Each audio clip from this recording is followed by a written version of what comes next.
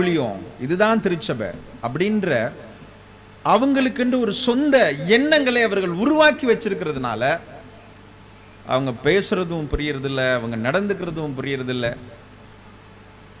Bible talks about, வேதாகமம் நமக்கு கொடுக்கப்பட்ட கடைசி வெளிப்பாடு திருச்சபைனா என்ன, ஊழியம்னா என்ன.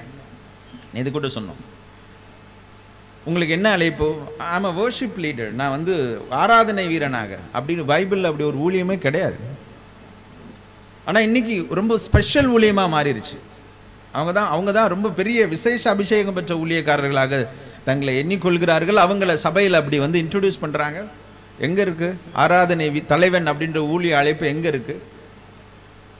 பரிசுத்தவான்கள் சீர்பொருந்தும் போட்டு 5 விதமான ஊழிய அலுவலை, ஊழிய மினிஸ்ட்ரி ஆஃபீஸாக ஆண்டவர் திருச்சபைக்குள்ள கொடுத்திருக்கிறார். சுவிசேஷ அப்போஸ்தலர், சுவிசேஷகர், தீர்க்கதரிசி, போதகர், மெய்ப்பர்கள், ஆராதனை தலைவர்கள்.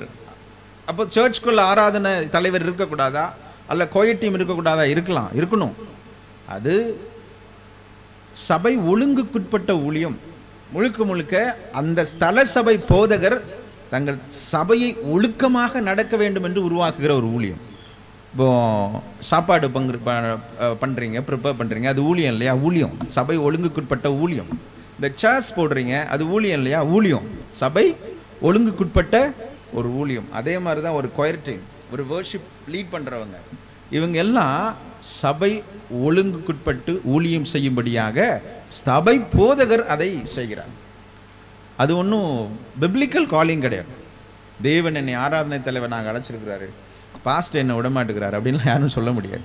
பாஸ்டர் விட்டால் தான் பாட முடியும், அவர் விடலைன்னா பாட முடியாது. ஏன்னா இது வந்து ஒன்றும் தேவனுடைய அழைப்பெல்லாம் கிடையாது. அப்படி ஒரு அழைப்பை தேவன் எந்த திருச்சபைக்கும் கொடுக்கல. நீங்கள் படிச்சிருக்கீங்கன்னா சொல்லுங்கள், ஒருவேளை நான் அறியாமையில் இருக்கலாம். அப்படி ஒரு நியூ டெஸ்டமெண்ட்ல பார்த்தீங்கன்னா சொல்லுங்கள், ஆராதனை தலைவன் அப்படின்ற ஒரு ஊழியமே கிடையாது.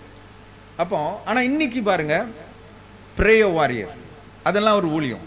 நான் வந்து ஒரு ஜெப வீரனாக அழைக்கப்பட்டிருக்கிறேன். பிரேயரும் வர்ஷிப்பும் ஜெபமும் ஆராதனையும் கிறிஸ்தவர்கள் எல்லாரும் பண்ண வேண்டிய அடிப்படையான ஒரு விஷயம். சரியா? அது ஒன்றும் ஒரு பெரிய ஊழிய அழைப்பு கிடையாது. நீங்கள் விசுவாசியாக இருந்தால் ஜெபிக்கணும், தேவனை ஆராதிக்கணும். ஆராதனைன்னா என்ன? அவருடைய சித்தத்தை செய்யணும். நான் இப்போ பிரசங்கிக்கும் பொழுது நான் தேவனை ஆராதிக்கிறேன். நீங்கள் அதை கீழ்ப்படிதலோட கேட்கும்போது நீங்களும் தேவனை என்ன பண்ணுறீங்க?